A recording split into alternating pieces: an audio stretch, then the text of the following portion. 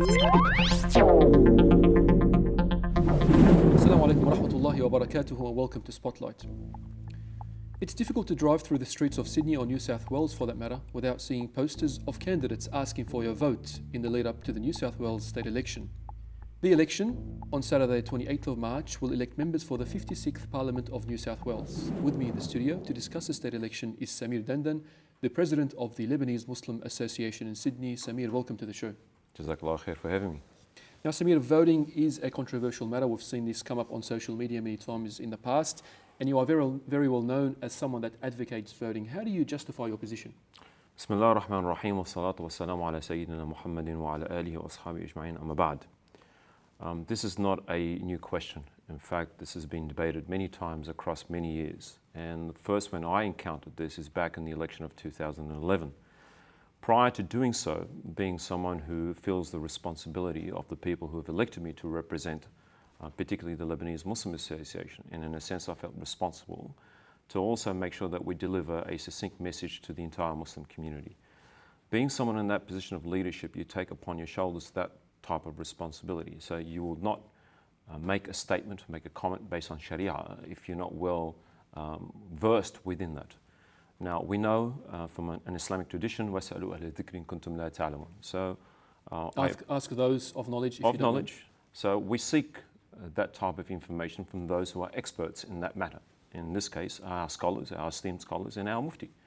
So after many type of discussions with all scholars, in fact, they were surprised for me to even ask that question. Their response was to me, so who said that we shouldn't? So it was in default that we should. So the consensus was, obviously from my perspective, is that yes, we are allowed to vote, and yes, we should be engaging in this whole political process. Now, you mentioned 2011, and it's very well known that you were at the forefront of a swinging vote from the Labour Party to the Liberal Party in the election of 2011, and it was the largest swing against a sitting government in Australia at all political levels since World War II. Do you have any regrets about this, or do you think that this has paid off for you? The reason why we attempted to do what we ended up implementing in 2011 was purely because on the basis of ensuring that the Muslim community is not taken for granted. Whether you are someone who votes for the Labour Party or whether you are someone who votes for the Liberal Party or to any other party, if the voice of the community is fragmented, then it's very difficult to sort of highlight the strength of the community from a political engagement perspective. A lot of people misinterpreted the reason why we went out to actually do what we did back in 2011. There was a lot of statements, a lot of accusations, whether Samir was a Liberal Party candidate or Liberal Party member, or is he trying to sell the vote of the Muslim community? No, it wasn't. I don't wear any hat of any political party. 2011 was purely the driver to ensure that the Muslim community is here. It's part of the social fabric, and it plays a role in the political decisions of the locality that we live in. Because as we all are aware of, there's a lot of issues that reside within many different seats. So when you ask about, is there any regrets? No, not at all. In fact, we need to continue with this type of engagement because we see the ultimate benefit by doing so. So it was very clear in 2011 that the Lebanese Muslim Association was quite aligned with the Liberal Party. For the state election of 2015, will you advocate or align yourself with a particular party then? So again, as I started, that the position of the Lebanese Muslim Association, and I hope that is the position of the Muslim community, is that we need to be a little bit more politically astute. And to become politically astute, you need to be exposed to that environment. Prior to 2011, there hasn't been that much engagement on that level from a community perspective. So that was a bit of a shock, not only for the community, but also for all other players, whether it's the Liberal Party, the Labour Party, other political parties, because they were sort of used to the fact or to the idea that this community, you just go there, you talk to it, you talk to its members, and then they basically vote. They never thought that the community could organise its ranks and basically decide on a decision.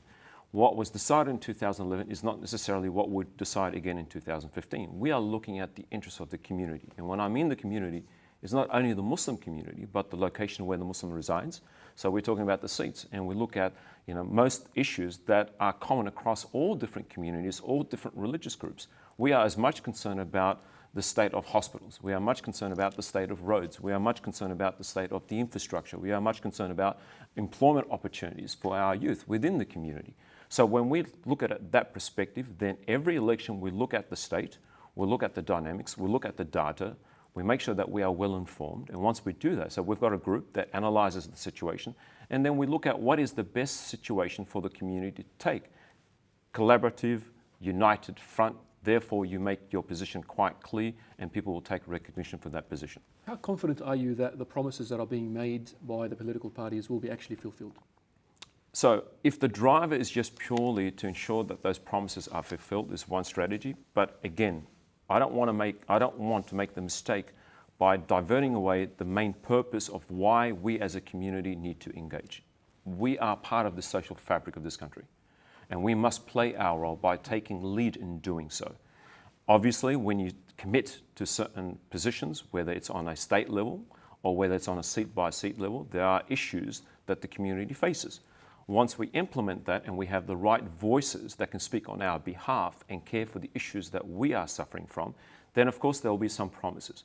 I can tell you for one example, in 2011, one of the issues that was facing the community is burial spaces, right? And Barry, to his true credit, by the way, it took probably about 7 years beforehand where there was a lot of discussions, a lot of meetings with the previous government about addressing this issue, and it literally fell on deaf ears. To the credit of Barry, when he came into power, that was one of the pre-election promises, and within 12 months that was addressed and was solved, and burial spaces were allocated for the Muslim community in Rookwood Cemetery. So yes, there are some discussions. Yes, there's about a list from our perspective, which is a wish list, and this wish list is about what is in the best interest of the community. That does get highlighted to the political powers to be, whether Labor or Liberal, to try and understand and make sure that they are across the whole list of these items of what we would like to see happening in these seats to address all the issues that we see currently within those seats. So do we hold them accountable? Yes, of course we do, right? And if they don't fulfill, then you can imagine what would happen in the next election. Sure. Now, you've mentioned Barry O'Farrell. How do you rate Mark Baird's performance with the Sydney seat, for example? I mean, it's a very sad chapter in terms of what happened in the history of the state. And we were on the phone from the word go, as far as not only the Premier of the state, Mike Baird, but also the Police Commissioner, Scipione, because we were truly concerned about the well-being of those hostages. And going down to the siege area afterwards, you know, the type of feeling and the type of emotions that was there and the support that we received, we were basically bracing for the absolute worst to happen in terms of backlash from other communities towards the Australian Muslim community. And it was the complete opposite. There was embracement, and I think thanks to the leadership and the statements that was made by our Premier, Mike Baird, in contrast to other leaders, it was very embracing. You felt you're part of the family. There was no us and them rhetoric. All the differences were set aside, and we were united to deal with the issue and trying to heal the wound. So with all kudos to the leadership of Mike Baird, he really came out and he showed true leadership. I felt there was a sense of him being completely genuine and looking at the state of New South Wales from a family perspective more so than anything else. Now, the seat of Auburn this time around is quite an interesting one. Luke Foley's been parachuted in. What's your view on this, Samir? This is the sad chapter in terms of what happened in the community. I believe in someone from the community to represent the community, because by default, someone who's from the community understands the issues that are related to that community, as opposite someone who has been parachuted into a seat that because it was by sheer default, not because he really wanted Auburn, not because he really thought Auburn will be the ideal place for him. Because from my perspective, there's an issue about the candidate that was well groomed to run for that seat. Who was? Mr. Hisham Zurika, who was the mayor of Auburn for many years. So he was someone that I felt spent 12 years of his life from the community, knew everyone in the community, understood the issues of the community, was well groomed to represent the electoral seat of Auburn into Parliament. Now, obviously, they say there's other reasons. Now, I'm not going to go into those details, into those reasons, but regardless, if Hisham Zurika wasn't fit enough to run for the seat of Auburn, surely the previous member of the seat would have had someone else prepared to run for the seat. Are we saying that Auburn doesn't have enough good people to actually represent Auburn? And this is, again, contrary to what we have been hearing about from the Labor Party in terms of grassroots approach, in terms of making sure that people are represented through rank and file, and making sure that they have the right candidate to be in the right position, representing his own local community, to be a voice for that local community. So when you see that type of treatment, you should ask yourself. But nevertheless, my question is that who is Mr. Luke Foley? What has he done for the area of Auburn? What do we know about Mr. Luke Foley? For the little research that I've done, a lot of the principles that he stands for, a lot of his alliances that he might have, is in complete contrast to the ground as far as what Auburn is and how it's currently represented, and the construct of Auburn, and the type of communities that are currently in Auburn. So if I want to look upon someone who's going to do justice for Auburn, then I have to be fair and also just to others in other political parties who have demonstrated for a long track record what they've done for the seat of Auburn. So as far as Luke Foley, I would say I want someone from the local community who understands the local community, who can represent the local community, who knows the issues of the local community, who can truly reflect the local community. The principles that he stands for is not something that the local communities at all level, whether you're an Arab, whether you're a Turk, whatever you may be. We want to see what else can be done. When we talk about the achievements that have been done in Auburn, what makes me believe when I look at the previous member of Auburn, where all I hear about the achievements of the previous member, well, I want someone to document to me those achievements. We need to understand that this is community, not going to be taken by me statements and by me white words. We want to see facts, what has been done for Auburn. And I'm not going to sit here and accept the fact if they lay claim for something that someone else was purely responsible for. So we want facts. This is where the community is. We're not a community that's going to be taken by a simple picture being taken by politicians. We will stand for our rights and we will command the respect that deserves full attention for these rights to be delivered. So when the previous member talks about the achievements, well, I don't know of any achievements. In fact, I know certain incidents that happened with the Muslim community where we spoke about the burial spaces. In her position prior to this, she wasn't necessarily very supportive of those burial spots, where the community was in dire strait. There was no more spaces to bury our loved ones. What do you want us to do with our loved ones? We needed to be pragmatic and we needed to be practical, even to the point that the Lebanese Muslim Association had to go and buy a private cemetery to look after these issues, right? So to me, it's not about a religious card. No, not at all. What we are concerned about is the community of Auburn, the needs of the community of Auburn, creating jobs and opportunities. Now, if I have to compare Mr. Luke Foley to the opposition candidate, which in our view is Mr. Ronnie Aweek from the Liberal Party, who has demonstrated a track record in terms of achievements in the area, has demonstrated the will and the ability to understand the issues of the local community, who has understood not only the issues of the Chinese community, not only the issues of the Vietnamese and the Koreans and the Sri Lankans and the Turks and the Arabs and the Iraqis and the Somalis and the Sudanese. He's on the beat on a daily basis in his capacity as a mayor.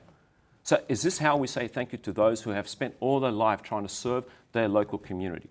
As opposed to saying, well, look, you know what? He's done justice towards me. What can I do to try to support him? Because he will probably be more suitable to represent us as any other human being that we don't really know much about who they are and what the background is. Samir, do you have any final thoughts on this? Our position needs to be very clear as far as the community is concerned. Our position is not supporting any particular party. What our position is that we need to ensure that members of the community, of the local community, are given the right, are given the power to represent those communities. Because it's quite demoralizing when people within those local communities who have worked very hard to try and represent the community are not given the opportunity or the chance to represent those communities. How can we encourage other members of the community to engage in those political parties? Because you would say that why would I want to spend 12 to 16 years of my life without having the chance or the ability to represent my community? So it's quite demoralizing. We need to lift that level of confidence. So our position must be clear that we are here to support members of the local community representing the community. For example, you have in the seat of Lakemba, Mr. Jihad Deep. He's from the community, understands the issues from the community, and I think he will do a great job in representing that community. What about Auburn? In Auburn, we have Mr. Ronnie Aweek, who has also demonstrated a huge track record in his position in council and what he's done. Not only just in council, even in the capacity of his private businesses, where he's, in my view, has made positions of employment more available. He's created a bit of economic stimulus within the area. So I think that Mr. Ronnie Aweek understands the area of Auburn quite well. He's adding a lot of value to the community. And again, it's more about local community representing their own communities. So Jihad Deep for the seat of Lakemba, Mr. Ronnie Aweek for the seat of Auburn.